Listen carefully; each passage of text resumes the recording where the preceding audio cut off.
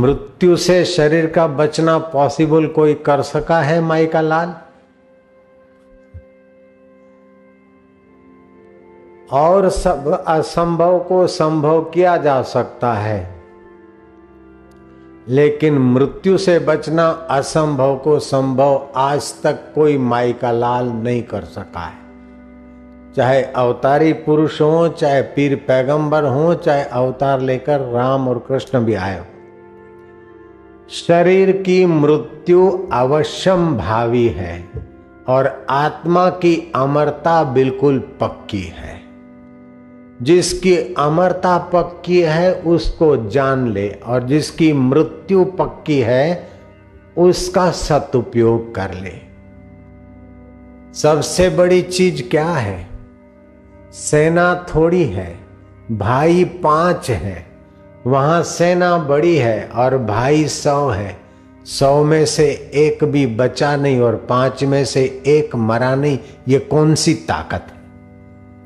सेना कम, भाई 5, एक भी मरा नहीं। और कौरवों का सेना ज्यादा, राज्य सत्ता हाथ में थी, सब कुछ तिकड़मबाजी करने के बाद भी एक भी बचा नहीं और वहां एक भी मरा नहीं। ये सबसे बड़ी कौन सी ताकत थी? धर्म। धर्म बड़ी ताकत थी उनके पास। यतो धर्म ततो जय।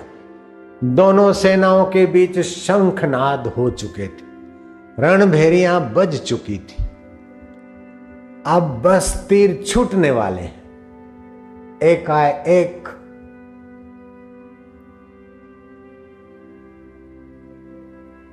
युधिष्ठिर महाराज ने हथियार छोड़ दिए, कवच उतार दिया, नंगे पैर पैदल शत्रु सेना के तरफ चल दिए। ये आश्चर्य देखकर भीम, अर्जुन, नकुल, सहदेव भाइयों ने भी बड़े भाई का अनुकरण किया, लेकिन पूछते रहे कि भैया आखिर क्या है? युधिष्ठिर कुछ न बोले। कृष्ण ने संकेत किया कि चुप रहो। युधिष्ठिर धर्मात्मा है, कृष्ण जानते थे, और धर्मात्मा को प्रतिपन्ना मति प्राप्त होती। प्रतिपन्ना मति, किस समय क्या करना। प्रतिपन्ना मति के धनी आखिरी मौके पर भी ऐसे निर्णय ले लेंगे कि इतिहास रच डालेंगे। युधिष्ठिर चलने लगे और भीम, अर्जुन आदि पीछे पीछे। भाइयों को आश्चर्य हुआ और कौरव सेना में अफरा-तफरी हो गई कि देखो युधिष्ठिर कायर है। आखिर हमारी इतनी बड़ी विशाल सेना और रणभेरियां सुनकर युधिष्ठिर जी का हृदय फटा जा रहा है। कौरवों की सेना में आ रहे हैं, भीष्म पितामह के तरफ जा रहे, भीष्म की शरण जा रहे। किसी ने कहा नहीं नहीं, भीष्म को अपने पक्ष में करने के लिए यह कोई चाल है। दूसरों ने कहा नहीं नहीं, चाल वाला इतना सफल नहीं होता जितना धर्म वाला सुनिश्चित सफलता पाता है। चाल वाले की सफलता में उसका भाग्य मदद करता है, धर्म वाले की सफलता में भाग्य के ऊपर ओवरटेक करके भी धर्म उसकी रक्षा कर देता है, लेख को मेख मिटा लगा देता है। तो गए भीष्म जी के पास और उनको प्रणाम किया और सच्चे हृदय से कहे कि भीष्म जी पितामह, हमें आपके साथ विवश होकर युद्ध करना पड़ रहा है, अतः युद्ध करने की आज्ञा दीजिए और आशीर्वाद दीजिए। भीष्म का हृदय खिला, बोले वत्स, अगर नहीं आते तो मैं तुम्हें परास्त होने का श्राप दे देता। जाओ, निश्चिंत रहो, धर्म तुम्हारे पक्ष में। बेटा युधिष्ठिर, मनुष्य धन का दास, धन किसी का दास नहीं। मैंने कौरवों के धन अन्न खाया है, इसलिए कौरवों के पक्ष में मुझे लड़ना ही है। इसके सिवाय तुम जो मांगना चाहो मांग लो। तो बोले पितामह आप अजय हैं और हम आपके साथ युद्ध में विजय कैसे हो ये आप ही बता सकते, मतलब तुम कैसे मरोगे। ये धर्म में ताकत है, अजय को भी मारने की धर्म में ताकत है। उस समय माहौल नहीं था, भीष्म जी ने कहा और समय पे आ जाना, और समय पे आए और बताया गया कि हम कैसे मर सकेंगे। फिर गए द्रोणाचार्य के पास, प्रणाम किया और वही वचन दोहराया कि हम युद्ध करने के लिए आपके सामने विवशता से आ गए और हमें युद्ध आपसे करना है, ये हमारी विवशता है। अब आप हमें आशीर्वाद दीजिए और युद्ध करने की आज्ञा दीजिए। द्रोणाचार्य ने कहा अगर नहीं आते तो मैं अजय हूं, तुमको पता है, और तुमको आसमान के तारे गिनवा लेता हूं, लेकिन तुम विजयी होना। आप तो अजय हैं, तो आपको हम कैसे जीत सकेंगे, ये आपकी कृपा के बिना हमारे वश का नहीं है। देखो धर्म, योग कर्मसु कौशलम, कर्म में कुशलता देता है योग। कर्म करते रहे फिर भी कर्म बंधन में न पड़े और सफलता का अहंकार न आए, विफलता का विषाद न आए और कर्म बंधन में जन्म मरण के चक्कर से हम न फंस जाएं, फंसे नहीं। ये धर्म सिखाता है, कर्म योग सिखाता है। द्रोणाचार्य ने कहा कि मैं अजय तो हूं, लेकिन कोई मुझे अप्रिय समाचार सुनाए तो मैं अपना हथियार छोड़कर आंखें मूंद कर चुप हो जाता हूं। ऐसा मौका बना लेना तो हो जाएगा तुम्हारा काम। नरो वा कुंजरो वा किया अश्वत्थामा तो, और उन्होंने काम बना दिया। भीष्म पितामह के पास और समय गए तो भीष्म ने जो बताया कि ये श्रीखंडी जो है अगले जन्म की स्त्री है।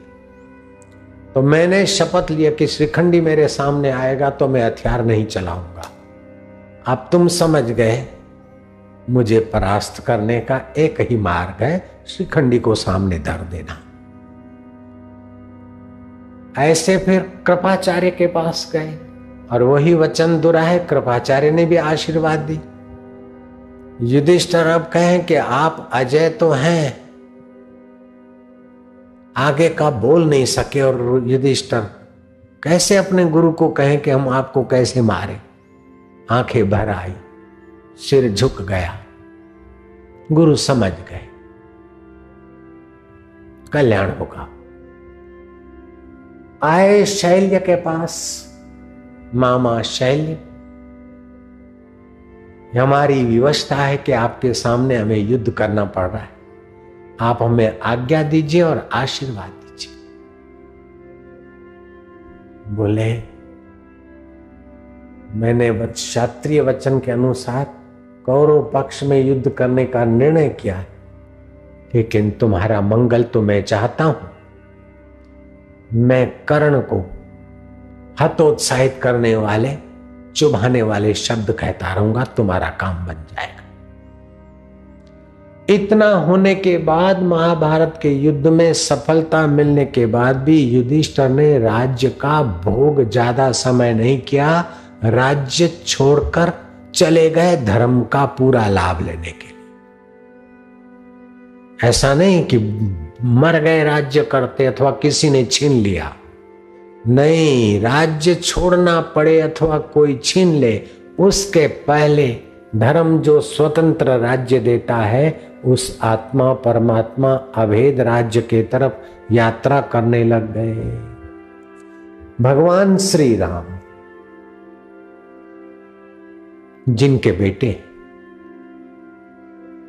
ऐसी कौशल्या मां को प्रणाम करने गए तो कौशल्या जी ने कहा, राम अब तुम्हारा राज्याभिषेक हुआ, तुम राजा राम हो, मेरे पुत्र राम भी तो हो। हाँ मां, आज्ञा करो। राम, मनुष्य को अपना जीवन सफल करना चाहिए, धर्म लाभ लेना चाहिए। अनित्य शरीर किसी भी कीमत पे सदा नहीं टिकता, और नित्य जो आत्मा है कभी उसे मार नहीं सकता। मनुष्य को अपनी आत्मा की प्राप्ति करने के लिए मनुष्य जीवन मिला है। जो मनुष्य कर सकता है वो यक्ष, गंधर्व, किन्नर, देव, दानव नहीं कर सकते। राम, हमें वन भेजने की व्यवस्था करो। राम जी जैसा बेटा है, अयोध्या की राजमाता है, लेकिन हृदय में धर्म चमचमा रहा है। राम, हमें वन भेजने की तैयारी करो। राम जी चकित नयन मां को निहारते हुए पूछ रहे, मां तुमको वन जाना है? मैं 14 साल पापड़ बेल के आया हूं। पापड़ बेलना मैंने मिलाया है, उस शास्त्र में नहीं लिखा। 14 साल में वन जाकर आया। मां, अब तुम्हें वन जाना है? बोले, राम हाँ, हमें वन भेजो। श्रृंगी ऋषि के आश्रम में हम अपना शेष जीवन उस परमेश्वर विश्रांति में बिताएंगे। तब राम जी कहते हैं कि मां, पिताजी स्वर्ग सिधा गए, मैं 14 साल बाहर था, अब राजकाज का एकाएक बोझा मेरे सिर पर आ पड़ा है। मैया, ऐसा कौन राजा है जिसके सामने समस्याएं ना आए? और मां, पिताजी नहीं है तो तुम ही मेरा मार्गदर्शन करने की एक मेरी अंधियारी समस्याओं का जगमगाता दीपक हो। मां, तुम्हारी तो मुझे अब बहुत आवश्यकता है। मां, अयोध्या वासियों को, मानव जाति को, मां तुम्हारी हाजिरी की बहुत जरूरत है। मां, तुम कैसे जाओगी? तब राम जी की मां कौशल्या कहती है कि राम, मनुष्य छोटा होता है तो समझता है मुझे ये खिलौना चाहिए, ये चाहिए, वो चाहिए, मुझे इसकी आवश्यकता है। बड़ा होता है तो ऐसा बनना है, वैसा बनना है, वैसी आवश्यकता, वैसी आवश्यकताओं की तरंगों पर नाचने लगता है। और बूढ़ा होता है तो कम भक्ति से सोचता है कि अब मेरी बच्चों को आवश्यकता है, नहीं तो पति का क्या होगा, पत्नी का क्या होगा, बेटों का क्या होगा। राम, तुम भगवान राम भी हो, राजा राम भी हो, और मेरे वत्स, मेरे दिल के टुकड़े, मेरे वत्स पुत्र राम भी हो। तुम भगवान राम होकर मेरा मोह मिटाओ कि तुम मुझे मोह में डालने की बातें कर रहे हो कि तुम्हारी आवश्यकता है। कौन किसकी आवश्यकता कब तक पूरी करेगा? जीवात्मा की आवश्यकता है अपने परमात्मा स्वभाव को जान ले, अन्यथा वो ठगा रह जाएगा। सीखो और करो तो पशु भी कर रहे हैं, क्या बड़ी बात है। सर्कस के पशु सीखते और करते। मनुष्य ने सीखा और किया तो कोई बड़ी बहादुरी नहीं की। मनुष्य का कर्तव्य है ज्योत से ज्योत जगा दो सतगुरु, मेरा अंतर तिमिर मिटा दो। अंतर में युग युग से सोई चित्त शक्ति को जगा दो, सोहम नाद जगा दो। जो कभी नहीं मरता है वो मैं हूं, सोहम, वो नाद की अनुभूति गुरुदेव करा देंगे। इसलिए राम, आप मुझे श्रृंगी ऋषि के चरणों में भेजने की व्यवस्था करो।